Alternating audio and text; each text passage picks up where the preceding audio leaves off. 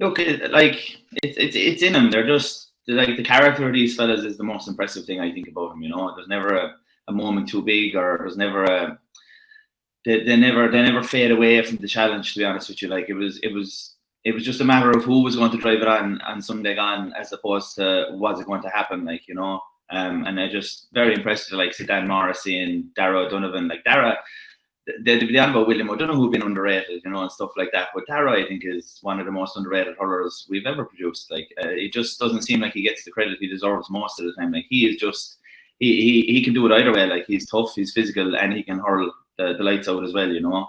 And I was delighted to see him having a couple of pops from long range and firing the ball over the bar, you know, the other day as well. Like, it's just a real bow. He has the strength he has to his bow as well. Like, so likes of those players are always going to stand up. Burnsy's been immense, you know, for the last number of years as well. Always a man for the big occasion. And it's just great to see the lads drive it on. And then we had a couple of flashes from other lads coming back again. 𝘕𝘰𝘪, superb second half, you know, really stood up to it when it was needed. Tom Morrissey, as usual, brilliant, you know. And Aaron, again, got the right supply and delivery and really went to town in Cork.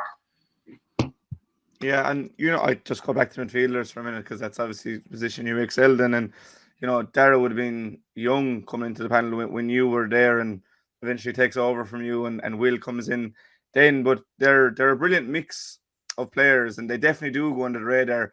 As you said, William probably gets a bit more credit, but I don't think either of them is rated as they should be in terms of the national landscape, because there is no better duo, and I don't think anyone really gets close to the two of them.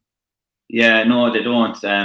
Very rarely, like, I think even at times there they might get turned over for a couple of minutes, like, you know, in a game, and next thing all of a sudden the talk is all the Limerick midfield weren't firing or whatever like that. But I'm yet to see a group get a bit better of them for 70 minutes, you know. And even if they break even or whatever, like the next time they play, the boys have their homework done, and they definitely won't be breaking even the second day in a row, you know, if they get to play the same team. So they're a great duo.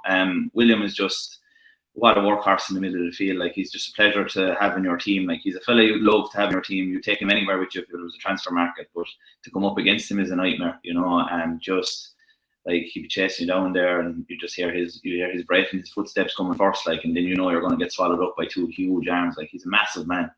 And just, I suppose if I was to say, like, the thing about William especially is that even when the game is going against Limerick, he's always there. He's always there about fighting and trying to pull him back into it, you know.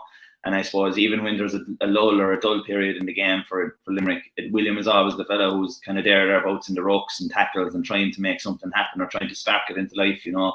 And I suppose from looking at the game the weekend gone, I think Cork probably go into that lull period, and maybe if they had a William O'Donoghue, I think they would be dragged out of those quicker, you know. I think they're probably missing a player like him. And if they had maybe one of him, I'd say they might be even a different team, you know.